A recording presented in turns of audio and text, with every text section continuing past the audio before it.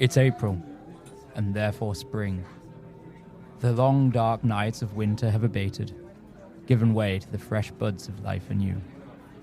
Snows have turned to slush, and from slush to trickles of water guided by man's design, along gullies to drains, and from drains into the fresh water of the canals and lakes. With the longer traverse of the sun across the sky, the grey hues of a winter past make way for the greens anew. People, hermits from the cold, exit their buildings and step into the warming breezes that blow in. You're on the S-Bahn. There's a gentle rattle, not a sound like that in an old movie, where the train wheels rattle over the sleepers, or ties as some might call them, but the gentle whir of the electric motor and the hum of the chatter of those that surround you. The train runs like clockwork, through Alexanderplatz and past the monolithic Alexa shopping centre, a sight where few today remember that once the great Rotenburg of the police headquarters once stood. Past the deep pits from which buildings begin to rise, through Janowitz-Brücke onto Ostbahnhof, and the former train yards beyond, from which now the soulless district of a Berlin prostituted to corporations has arisen. Still busy, the train whirs on. Through the dirty windows, the sun still shines warm, and those on board reach for the levers above to let the fresh air in. Faces are hidden behind sunglasses that hide the weariness of the night before that had stretched into the morning after. Warschaustrasse, Ostkreuz, Rummelsberg, all the stations come and go. With each opening and closing of the doors, the crowd within thins, but laughter still fills the air. Berlin, the city where apartment block follows apartment block, now ends. Trees and nature surround the tracks, peaceful and tranquil, only broken by the occasional once independent town that has expanded to reach for the tracks. But soon even these towns, Köpenick, Friedrichshagen, fall into the distance, yet still the young crowds remain. The next station stands alone. No town has moved toward it. Branches hang over the station which keeps the charm of old, with its cast iron columns that support the wooden roof. We could get off here, but we're not going to. We're going to go one more stop. The male voice announces the station, Wilhelmshaven. All those who had found comfort in bay seats 2 by 2 staring at one another, laughing, joking, popping the first top of a bottle of Pilsner, the first of the day, stand. Some carry their phones in their hand, pinching as they search on the map. For the inner city dweller, this area is as foreign as the steppes of Russia, despite it still being part of Berlin. From the station we walk. It's suburbia. Not quite what one would expect in America. There are no grand sweeping homes of timber, rather small brick-built homes ornamented in the neoclassical style that are nestled beneath trees dotted with greens of budding leaves. Some are better tended than others. Most are divided into apartments, the brass plates by the entry gates listing the names of those who occupy within. Then the long road stops. A circular Platz holds the church, the Taborkirche. It's all very quaint. Soon the crowds that have joined us for the S-Bahn journey and the walk begin to disappear. They peter out as individually they judge the routes that their phone maps display, all guiding them towards the water and the tranquil Neue Venedig, or the New Venice. Waterways where the city-weary, winter-weary, tired and depleted can rejuvenate on the canals that navigate between the islands of holiday homes, in canoes, kayaks, or pedalos, if they so choose. Where they can drink as they lounge or eat the smoked fish caught from the water and smoked by its side. But we walk further. We walk along the main road, the Fürstenwalder Allee, that reaches out to Erkner from Köpenick, back towards Köpenick. Busy with traffic, with the private cars of the people of the city escaping to lounge in the first sun of the year. With buses, trucks labored with goods branded with the names of Audi, Lidl, Rewe, and alike, to keep shelves stocked with all the delights one could fill their bellies with. Soon, we reach an unassuming triangle within the road, where Springerbergerweg, travelling from the north to the south, crosses Puttberger Weg, traversing east to west, both meeting independently, Fürstenwalder Allee. To denote the road, white lines have been painted and form the shape of a triangle.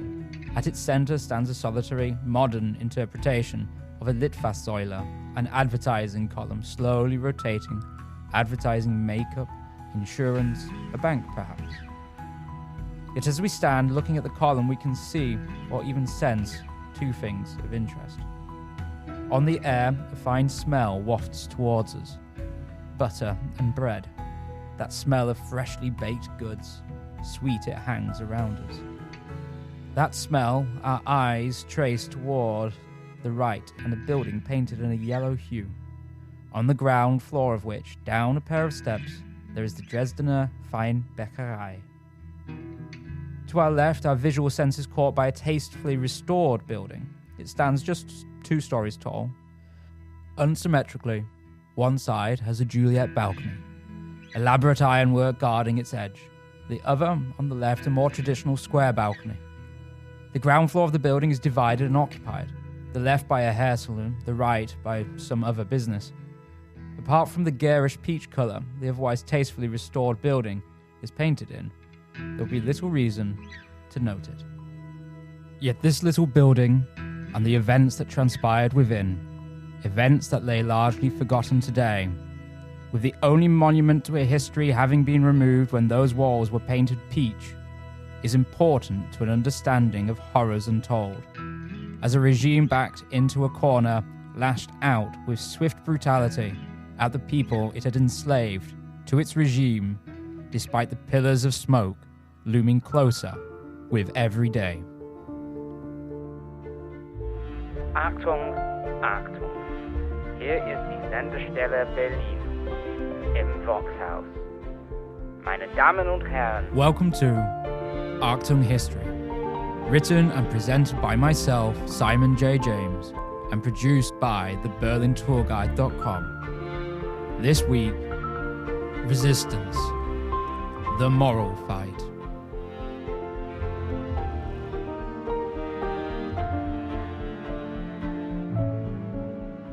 As disastrous defeat loomed in early 1945, Germans were sometimes heard to say they would prefer an end with horror to a horror without end. An end with horror was certainly what they experienced, in destruction and human loss on an immense scale. Much of this could have been avoided had Germany been prepared to bow to Allied terms. The refusal to contemplate capitulation before May 1945 was, therefore, for the Reich and the Nazi regime, not just destructive, but also self-destructive. This is how Ian Kershaw opens his incredible 2011 book, The End. An eye-opening exploration into the horrors which the NSDAP regime of Hitler, Goering, Goebbels, Himmler, the SA, SS, and all other mechanisms of chaos, which had been crafted and created under the banner of the swastika, controlled and manipulated the German people. It's a book that looks at why didn't the people in the villages, towns, and cities rise up against the party pins of the Nazis? And the answer is, they did.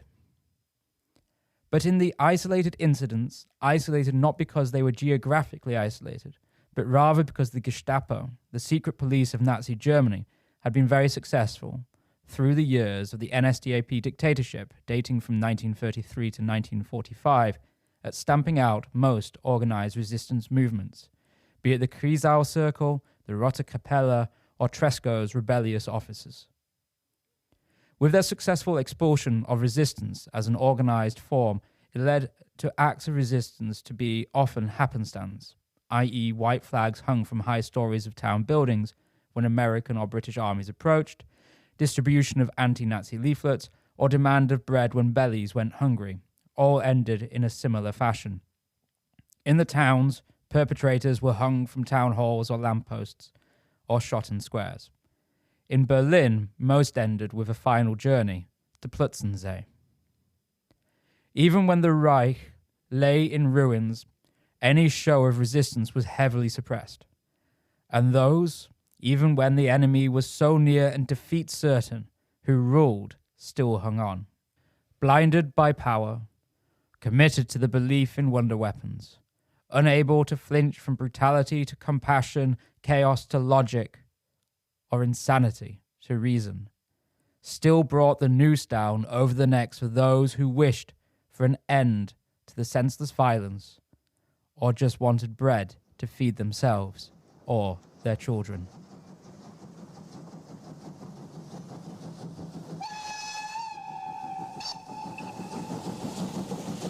The 6th of April, 1945. The trains rattle over the rails when they move, if they move. The tracks are doubled, but a steady flow does not exist. The line approaching Berlin is end to end with cattle carts and engines. All those who can flee the land over which the Red Army has not tread have done so. The resulting mass of people have bottlenecked together. Some hang onto the engine itself, others have given up waiting within the stuffy carts and have taken to laying out on the grassy embankment staring at the sky through which once the proud Luftwaffe had flown. Now it's dominated with the trails left by the air forces which Goering had said would never fly over Germany. And yet, now, they do. Eckner, a short distance away, smoulders after the latest air raid. The ball-bearing plant destroyed as much of the town. For those who travelled in believing that the once great world capital of Berlin might offer a safe haven, Eckner offered a stark reminder that no part of Germany lay safe now. But as they lay on the sidings, they hold themselves grateful, for they are not one of those on the trains trundling noisily along the opposing track. Here, moving away from Berlin, the cattle carts carried those too old to be considered youths, too young to be considered men, out along with those once labelled too decrepit to fight.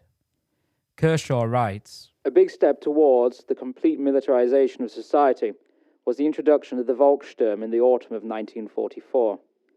It was militarily as good as useless. It was lampooned as the awaited miracle weapon, and generally derided. And it was a sign, recognized by all, of how desperate things had become.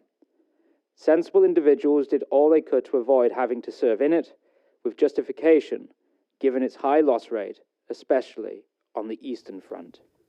Many of these men had paraded before the Berlin Gauleiter and propaganda minister Joseph Goebbels, either on Wilhelmplatz or on Unter den Linden, the image of which at the end contrasted with that of when Hitler came into power in 1933, when SA men, uniformly clad in their SA shirts, had marched into Berlin through the Brandenburger Tor. Now, thousands of men in their jackets that had seen too many winters marched out, only a handful of rifles to the 100. As they, the Volkssturm, marched, the soldiers left in Berlin laughed, knowing that the men were heading towards their deaths. Now loaded onto cattle carts, young and indoctrinated or crying for their mothers, the old, infirm and feeble rolled out of Berlin and toward the front that lay less than 100 kilometers away, where Gottfried Heinrici, who had replaced Heinrich Himmler as commander of Army Group Vistula, was laying the defensive foundations on the left bank of the Oder River, the last desperate defense of Germany by its delusional leaders. In the center of Berlin, where delusion was at its grandest, Albert Speer met Dr. Ley in the former sitting room of Otto von Bismarck. "I found here Dr. Ley, surrounded by a sizable group, among them Schaub and Bormann, several adjutants and orderlies. Ley came rushing toward me with the news. Death rays have been invented, a simple apparatus that we can produce in large quantities. I've studied the documentation. There's no doubt about it. This will be the decisive weapon." With Bormann nodding confirmation, Ley went on, stuttering as always to find fault with me. "But of course, your ministry rejected the inventor. Fortunately for us, he wrote to me, but now you personally must get this project going, immediately. At this moment, there's nothing more important." Here, the leaders sat, corralled together, some wiser than others as to the situation they had placed Germany in. Some, like Dr. Ley, as susceptible to Dr. Goebbels' propaganda as much of the brown-shirted population once was. Even in these times, the alcoholic Dr. Ley was able to still find his tipple, and Goering grew fatter. Goering had once said that if anyone has to go hungry, it will not be Germans, but other peoples. Now in Germany it was, if anyone has to go hungry, it will not be the party, but the German people. Food for the German people during the war had not suffered the scarcity that those in Britain, for example, had to suffer with. Until the autumn of 1944, the average German was still able to obtain around 2,500 calories a day, much of which came at the expense during the war years of those in the east who lived in the occupied lands, whose ration was reduced often to just 500 calories a day. Now in 1945, the people of Germany were suffering the effects of starvation as rationing was introduced, and food often found itself being directed away from the people's mouths and into the storerooms of party members or those favoured by the powers at the top. In April 1945, a woman living in Berlin noted this in her diary. Around noon, things calmed down a little outside. So I went to the entryway to warm my damp back in the sunlight. The baker was next to me. A man came running past. He was coming from the former police barracks, most recently used by the Luftwaffe, and was carrying a loin of beef, dripping fresh. Better be quick, they're giving it all away. We looked at each other and took off just as we were, without a rucksack, without anything. Henny from the bakery, who always has her nose to the wind, came running behind us. The sun was burning, and the shooting started up again, very faintly. We ducked, hurrying along close to the buildings. Some grey-haired soldiers, probably Volkssturm, were crouching on the curb by the corner. They were resting their heads on their knees. They never even glanced at us. A crowd outside the barracks with baskets, sacks, bags. I run inside the first hall I come to. It's dark and cool and completely empty. Evidently the wrong one. I dash back, hear people ahead of me, groping and gasping, then someone shouting, "Here, over here." I grab a crate that's lying around and drag it behind me. Feeling my way, I bump into some people and get kicked in the shin. All of a sudden, I'm in a basement that's completely pitch black, full of people shrieking in pain. A boxing match in the dark. This isn't distribution, it's sheer plunder. Someone switches on a torch. I can see shelves with cans and bottles, but only down below. The upper shelves have already been cleaned out. I bend over, drop to the ground, rummage in the lowest compartment, pull out 5, 6 bottles and stuff them in my crate. In the dark, I get hold of a can, but someone steps on my fingers and a man's voice shouts, "Those are mine." I leave with my things, head for the door, go into the next room. There's a faint shimmer of light coming through a crack in the wall. I can make out loaves of bread, rows and rows, once again only on the lowest levels. I grab a few, kneel back on the ground and grope and dig for more. I'm kneeling in a pool of wine, you can smell it. All at once, the Belgian is there, the little baker's apprentice, with a leg of beef, and then Henny with chartreuse in thick, bellied bottles. She's angry. They have everything inside, everything. Coffee, chocolate, brandy. They were living it up all right, that little band of brothers. Whilst the party elite was stuffing themselves along with those within their circles, the people of Berlin and its surrounding towns were concerned not only by the shortage of food, but also by the refugees arrived already in Berlin, or currently laying by the tracks waiting. A Danish newspaper correspondent based in Berlin at the time wrote in his private papers that are now held by the Imperial War Museum.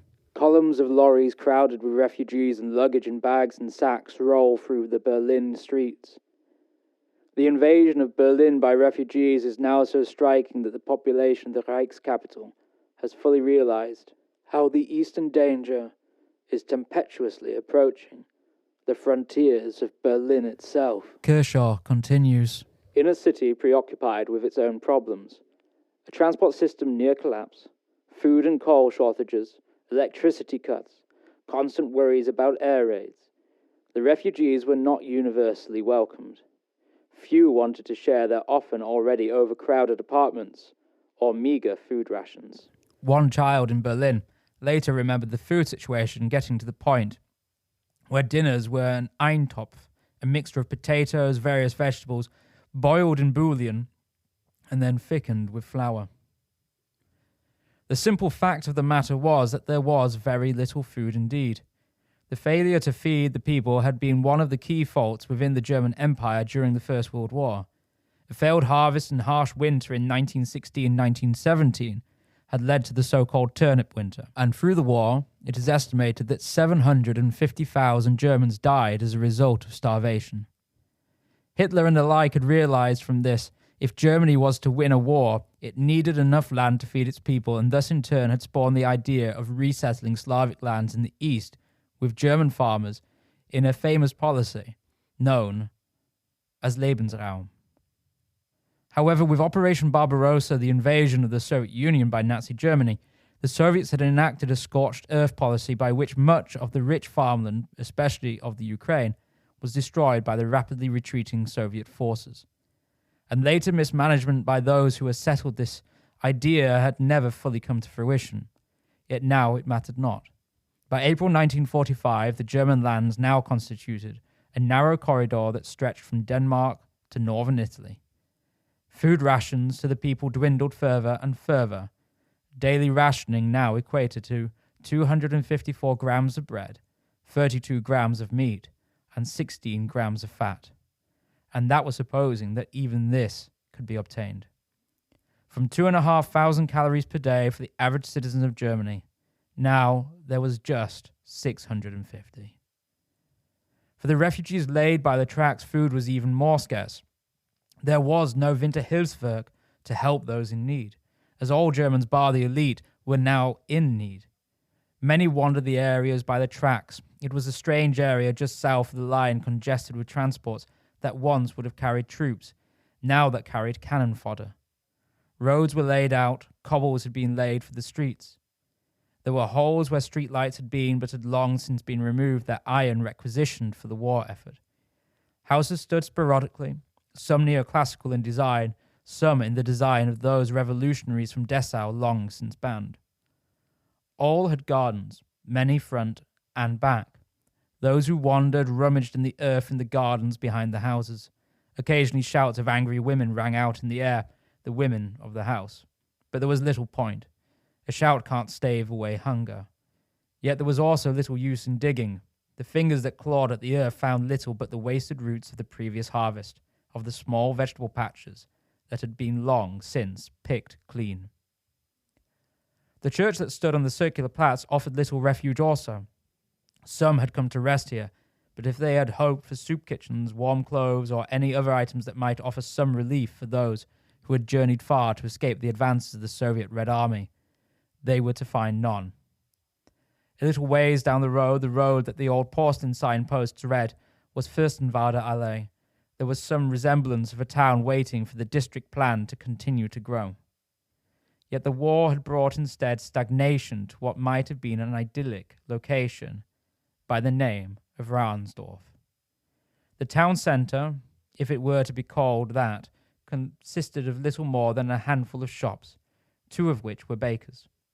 The first baker's, in a light cream-coloured and elegant building, was known locally as Treppe runter, or the staircase down. For the 2 steps, one had to descend to enter. This was Jester's. Secondly, along the road and past a crooked triangle of roads, where the local roads met and individually crossed the main road, was another baker's. This time, not the elegant 3-story pointed gabled building of Jester's, but a more sedate and older neoclassical building 2 stories tall. 7 openings run along the upper story. The second from both the right and the left is a door onto the balconies that hover over the sign frontage below. This building, faded from its glory days some 40 years prior, stucco crumbling from the walls, belongs to Erich Dieter, who, as Bechmeister, runs his own bakery on the ground floor, known locally as Treppe hoch, or upstairs. From the 2 stairs, the purchaser would have to scale to enter, but is in fact just named after himself, Dieter. Dieter owned the whole building. He was landlord to the tenants above, and more than likely less than pleased that the numbers within the apartments had swelled recently. Dieter was a good party member, and he paid his dues and attended the meetings headed by the Ortsgruppenleiter, or the local NSDAP leader, Hans Gattermann. Hans Gattermann had been lucky. or rather opportunistic. He had avoided service during the war, probably due to his position within the local party leadership as its head. And even now, on the 6th of April 1945, he was not called up to go to fight on the front in the war his party had brought on Germany. Instead, he enjoyed a life of power and dedication to the party. He had made his career as a master painter and decorator, and had, in peacetime, carried out much work for the residents of the area, whom had little choice but to choose the man who was, effectively, dictator of the little town to paint their homes. Thus, Hans Gattermann occupied a home that not only existed on one plot of land, but two. For if one were to walk along the Mügelwerder Weg, one would find that the plot number 38 did not exist, since it was incorporated into Gattermann's own number 36. Here on plot 36/38, Gattermann lived in a quaint villa, very much in tune with the style of his party, quaint, painted white with a pitched roof and windows that ran in a band around the corner. The entranceway was a wooden porch with thin plate glass windows, designed not to keep the cold out but to stop a draft from coming in. Along the side runs two narrow strips of concrete that led toward the double garage hidden in the rear, which in itself hides his own car. Gattermann likes his home and feels deserving of it. After all, he put in many years of hard work to become a master painter and decorator before even becoming the local party leader. But now his dedication is to the party, for it is faith in the party that will bring the wonder weapons, and it is faith in the party and the Führer that will lead Germany to victory. It is this, or the exploitative and self-protective culture that is endemic within the NSDAP party, that leads Hans Gattermann to make a decision on the morning of the 6th of April. There are too many people coming into Rahnsdorf to feed. Therefore, the food, he believes, needs to be focused on those who need it most. Not the frail or infirm, not the children who wither away, but those of the party. So on the morning of the 6th, Hans Gattermann walks beneath the trees that line the roads that leads him away from his idyllic situ near the banks of the Muggelsee. He first wanders, not toward the main street, but toward the old village that lies closer to the water and the canalways that were once teeming with life. But now even the smoked fish shacks are shuttered. The men who ran them long since gone to war. Here he pops his head into the baker Zimmermann on the Dorfstrasse, the cobbled street that surrounds the church and tells the baker the new order. Then he returns partly along the way he travelled and towards the Fürstenwalder Strasse. He need not worry about old Dieter following his new orders. Dieter is a party comrade, so instead he first pops down the 2 steps into Jaster's, delivers the order and leaves. Finally goes up the steps and into Dieter's. Dieter, as predominantly with all bakers, doesn't exist on the normal watch. If he were to begin a working day at 8, like many, the people wouldn't be fed till early afternoon, so Dieter is already drawing from the oven the few loaves he has been able to make from the meagre supply of flour he has received. The spring light that shines in through the large plate glass window that looks out onto the Fürstenwalder Allee highlights the dusty and smoky nature of the shop, with rays of light visible in the clouds of dust that whirl around. Dieter acknowledges Hans Gattermann as he enters through the thin door at the top of the 2 steps. Hans takes a moment to take the bakery in, the light playing in the dust, the baker behind his counter, and a third, unexpected party. In the back of the bakery there is another man. He's balding, the hair receding from the top of his head bar a few wisps of white hair, but on the sides there is a good covering. He has a kindly face, a face of someone who takes pride in their work, a face of reason. No scorn permanently etched within the skin, but a face soft with curiosity, even with his 54 or so years of age. He's dressed in hard-wearing work clothes, a jacket, double-breasted, 6 buttons with a high collar hangs up as he busies himself over a piece of wood he's shaping. As district NSDAP leader, Gattermann is sure to have known this man. This is carpenter Max Hilligers. Gattermann approaches Dieter despite Max Hilliger's presence and begins to inform him of the new local directive. The directive he has already informed Jastas and Zimmermans before. All bread produced is to be requisitioned. Bread, cakes, everything that is produced in a bakery is not to be given out to the public. Max Hilliger's ear twitches. Gatterman goes on.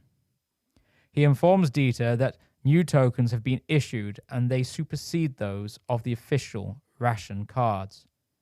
When Dieter inquires as to whom the new tokens have been distributed to, Gatterman responds that they have been issued only to Nazi Party organizations. These organizations which Gatterman had distributed were predominantly to the local leadership, to friends and acquaintances, to what in some texts is referred to as high achievers.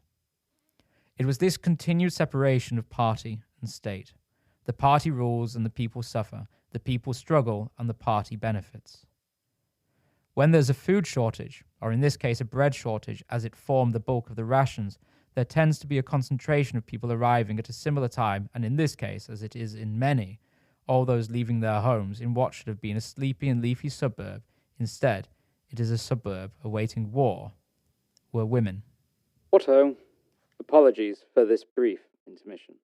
This is a quick interruption to say thank you to all those who like and retweet, comment and praise, whether on Twitter, Instagram, Facebook or Reddit. All of your support means much to the continuation of this podcast. Most importantly, I wish to thank the Arcton History patrons, whose generous financial contributions are all invested into the podcast and are currently financing some exciting projects coming in the near future.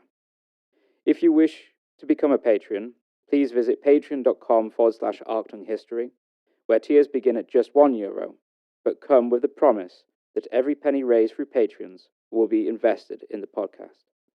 Now, let's dive back in. So the women, desperate for the bread to feed their families and themselves, leave their doors and wander toward the Fürstenwalder Allee, toward Dieter's and Jastas, hoping to get there just as the doors are open. They hope to exchange the tokens on their ration cards, little squares that read 50 grams brot, 18 grams fat, to exchange those for food. Yet as they arrive at Zimmermans and Jastas, they are turned away by the proprietors who have to stand on the doorsteps and inform them that new rules have been distributed, new tokens handed out, and when asked by and to whom, they must respond that it is by the party and to the party. Soon there are waves of women whom have lost sons and husbands to the war that has been waged for over 5.5 years. Lost because the party has sent them to the front, and now that very same party repays them by stealing from their mouths the meagre rations of bread. Bread to feed their children who suffer already from malnutrition. It awakens within them a primal anger, and they begin to march toward Dieter's, where it is heard the local district leader, Gatterman, is. At Dieter's, women have already begun to gather. Hans Gatterman, having relayed the news to Erich Dieter, stands before the shop front. Erich Dieter has closed the door and intends to keep the door to his shop firmly closed. Max Hilligers takes a moment to look over his shoulder and out the window at the women already gathered, then busies himself once again with his carpentry work. Soon the crowd swells in number, as those who have made the short walk from Jastas joined, followed by those who have made the longer walk from Zimmermans in the hope that Jastas or Dieter's will exchange their tokens for bread, but now realize the situation and join the crowd. A handful of hungry women become tens until numbers reach well over 100, and they're all gathered around Gatterman, who still stands his ground, party before populace. Angry, the women demand the tokens issued to the NSDAP organizations for themselves. Gatterman adamantly refuses. Demands of the women grow louder, their cause banding most but not all together. 2 women lurk in the metaphorical shadows, their beady eyes watching the crowd cautiously, unnoticed by the women demanding bread. Again, Gatterman refuses their request for tokens and bread. His stubbornness, his dedication to his party and those within it, stealing the bread from the mouths of the people, keeps him rooted to the spot until he finally screams over the crowd, "If you want bread so much, go home and make it yourselves." The women charge forth. They sweep Gatterman aside and make a break at the door. The door can't hold the weight, and soon the crowd of women climb the pair of steps and surge forth into the shop.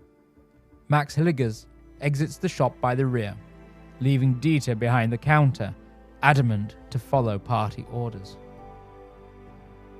Outside, Gatterman observes the chaos that has unfolded until a voice enters his ear. Just give them some bread. They don't want it for themselves, but for their children. The voice belongs to Max Hilligers, who's managed to make his way to the front of the shop and now stands near the NSDAP functionary Gatterman. Gatterman retorts to Hilligers' comment with an evil gaze. It is not known exactly what is said immediately after Hilligers' comment, but it is noted that quickly the men were involved in a heated debate. Two of the women, Margarete Elschlepp and her sister Gertrude Kleindienst, both formerly of the surname Weidhühnersee, witnessed the men embroiled in a bitter fight of words. They step into the fray, probably to try and save Max Hilligers, knowing that there is no fight with an NSDAP member that can be won. All is watched, however, by the two women with the beady eyes. Enraged by the hard-headedness of Gatterman, Hilligers finally lashes out. "It won't be long until you will also have to take off your brown skirt." Margarita and Gertrude push him away as quickly as they can. Hilligers has made a terrible mistake. In one comment made in anger, he has committed two fateful deeds: insulting an NSDAP group leader and defeatism. Max trundles off, possibly knowing that he has made a terrible error. Quickly, to his house, he returns. As the women finish storming the bakery, Max now sits at his home at number 12, Fichtenauer Strasse, with his wife, Elisa. He regales her with a tale of what has just unfolded. There is obvious worry. Max doesn't have a clean record. The Gestapo already have a file on him after he was arrested twice in 1942. He was also not in any party functionary's favour after he refused to serve the flak position in Rahnsdorf, and had also spoken with the Volkssturm groups responsible for the defence of the villages when the Red Army's inevitable attack came, to not put up a fight, but to surrender villages and save them. But so far, until this day, the 6th of April 1945, he had been careful not to show his motives to anyone but those he trusted. And now he may have made a fatal mistake. Only time would tell. With a list in hand, the two women leave the position that they had taken on the Fürstenwalder Allee. They had watched quietly and patiently the events unfold before them. They had seen the fight between Ortsgruppenleiter Gatterman and the carpenter Max Hilligers. They had seen the sisters Margarita and Gertrude come to Herr Hilligers' rescue. They had watched as the baker Erich Dieter had given in to the women's demands and handed out the bread in fear of further damage to his shop. And they had watched the women who left with bread bundled in their arms and had noted their names. Now they themselves were leaving, note in hand, walking slowly towards the Rahnsdorf police station. The news spread fast. The beady-eyed women informed the police informed the organism that was chiefly involved with suppressing dissent, dealing with defeatism and monitoring the masses, the Geheimstaatspolizei, or Gestapo. But the police were perhaps not the first to inform the Gestapo, for it is known that Ortsgruppenleiter Gatterman had also informed the Gestapo himself. Quickly the district was covered by the plain-clothed officers and vans of the Gestapo. The list of names had been linked with addresses and soon doors were being knocked on. Max Hilligers, at home with his wife, can do little but wait for the knock that is bound to come on his door. And come it does. The short rat-a-tat-tat has him resigned to picking up his jacket from the hook. A good German would not leave home without it. And he kisses his wife goodbye before reaching for the door handle and opening the door. There's hope that, like the previous 2 times he was hosted by the Gestapo in 1942, that he might be released within a few days, probably after a few beatings mixed with a dusting of humiliation. Vans loaded with those involved in what the police and Gestapo have quickly come to call a riot are hurtling beneath the skeletal tree-lined roads from Rahnsdorf toward the center of the city of Berlin. Roughly 15 people loaded into the backs, amongst them Max Hilligers and the sisters Margareta and Gertrude. At times the road runs parallel alongside the train tracks of the Stadtbahn, which has barely run in the last few months. The lines themselves sequestered for the transportation of troops to the front, growing closer. At other moments, the vans have to duck and dive between the streets which aren't blocked by the rubble of collapsed buildings destroyed in the heavy air raids that had laid waste to much of the city centre of Berlin. Into a courtyard the vans drive, and those arrested are led from the rear compartments into the light of day.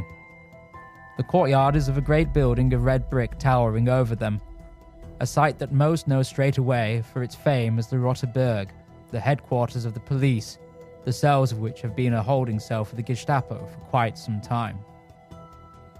News of the so-called riot has also begun to rise within the state, eventually arriving in the ear of Joseph Goebbels, infamous propaganda minister. For Goebbels, any form of defeatism or dissent is treachery. The rule of order is absolute, and therefore any action that goes against the rule of the National Socialist order must be punished in the harshest of manners. The next morning, the 7th of April 1945, Goebbels sits to write in his diary the information of the Rahnsdorf riot, still fresh at hand. For the first time since the start of the war, small riots have taken place in Berlin-Rahnsdorf. 2 bakeries were invaded and loaves seized by 200 men and women.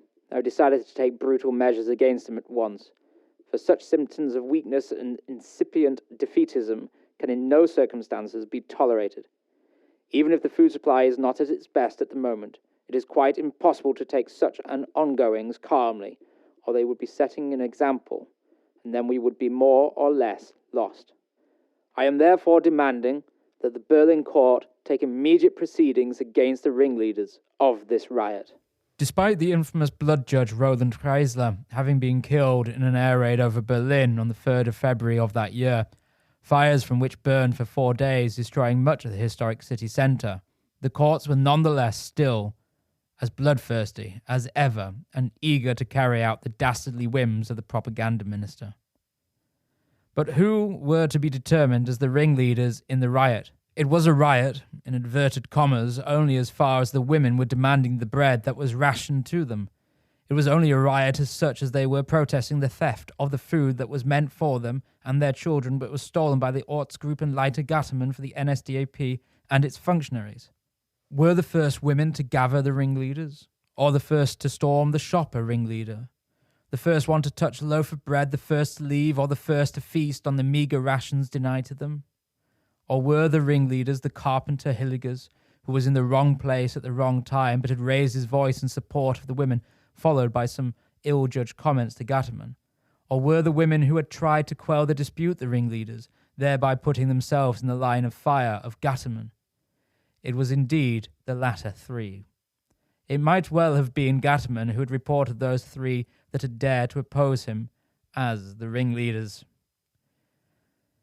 In the afternoon, the court convened. There were no defense lawyers, no time to prepare or time to speak for the defendants. It wasn't a court that was there to find wrong and right, but to do the bidding of the propaganda minister. As they sat in their cells awaiting to be paraded before the court, they had already, essentially, been found guilty. The trial went ahead, and as suspected, guilty was passed down.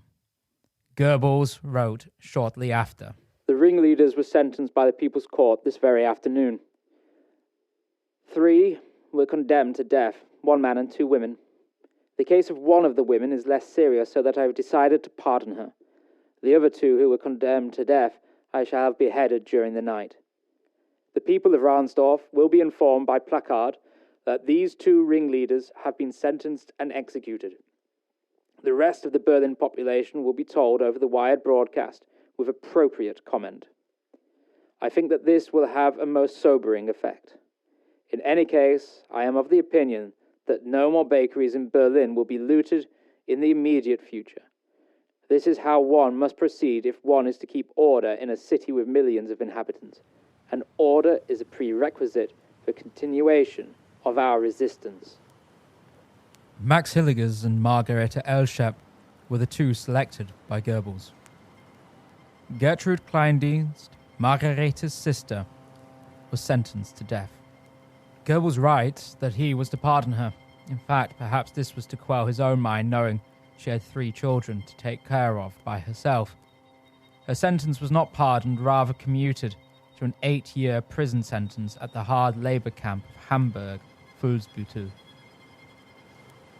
So as Gertrude and the other prisoners, around 12 in total, were prepared for a long stay in prison, Max and Margareta were prepared for an entirely different path.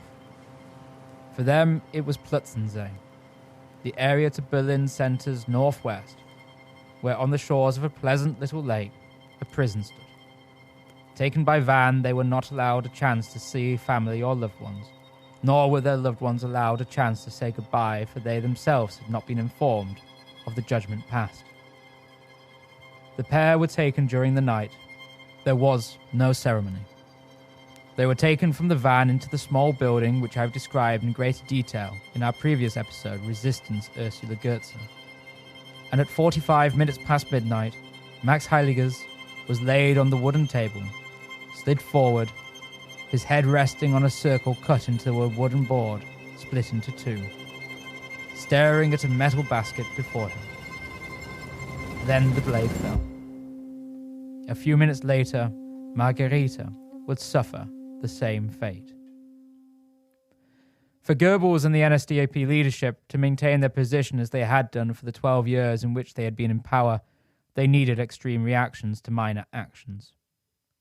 Even with the Soviets stationed on the east bank of the Oder River and the British and the Americans making rapid advances towards Bremen, the Nazis still desperately tried to cling on to power, whether there was a sincere belief in miracle weapons, or because they knew either way, be it if the civilians rose up or the Allied soldiers advanced into Berlin, there was little survival for themselves.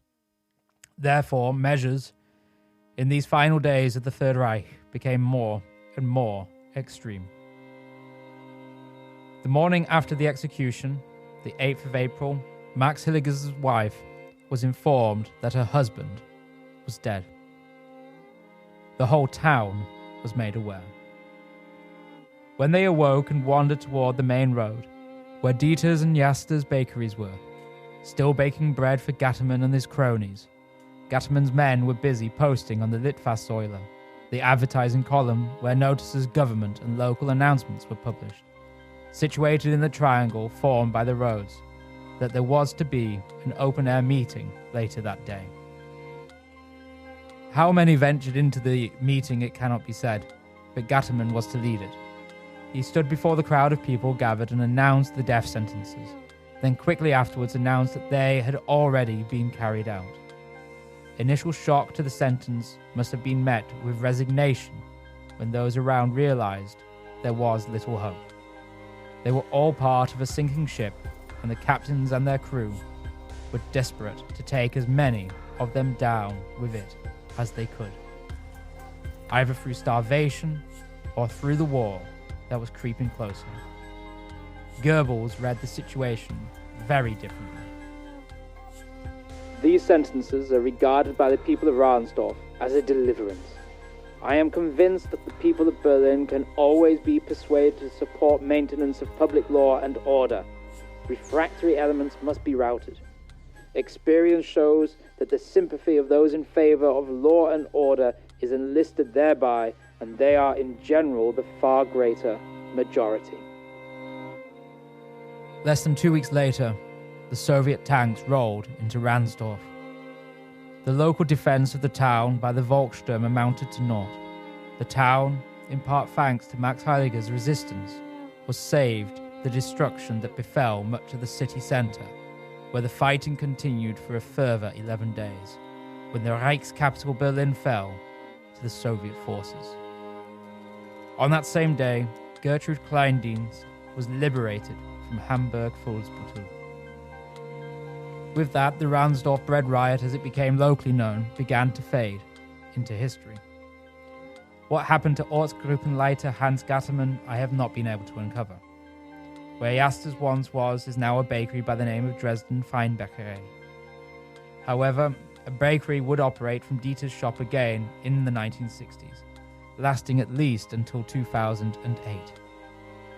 At some point, after the fall of the Berlin Wall, on the building which the good party comrade Dieter once ran his shop and rented out the apartments, a memorial plaque made from KPM porcelain was erected. A plaque that remembered those fateful events of the 6th of April, 1945, when the women, Hungary, rose up against the NSDAP to steal the bread from the bakeries that was rightfully theirs.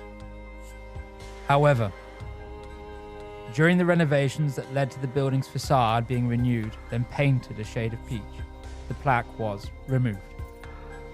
It was saved from the skip by local residents, who for almost 5 years have been campaigning for it to be returned to the wall of the former bakery, where the hair salon is now the occupier.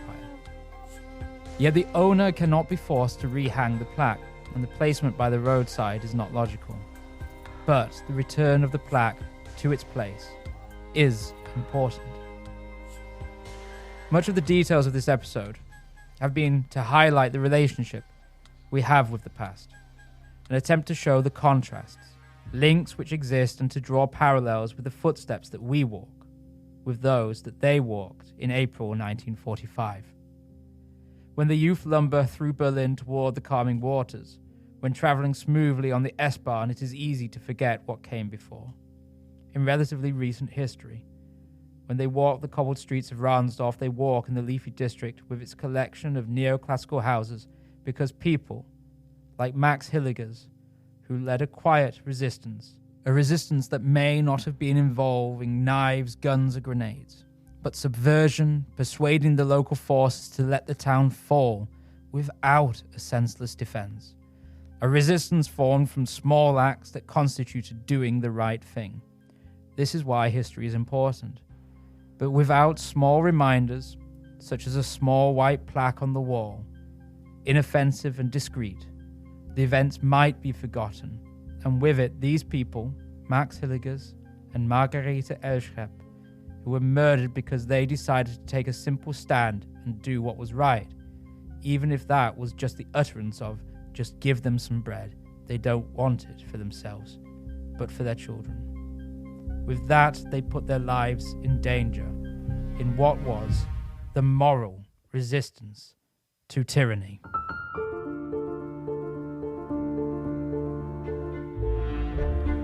Thank you for listening to Achtung History. Achtung History is written and presented by myself, Simon J. Jones, and produced by theberlintourguide.com. To get all the latest updates from Achtung History, follow on Instagram and Twitter at Achtung History, or become a supporter of Achtung History through Patreon at patreon.com/Achtung History.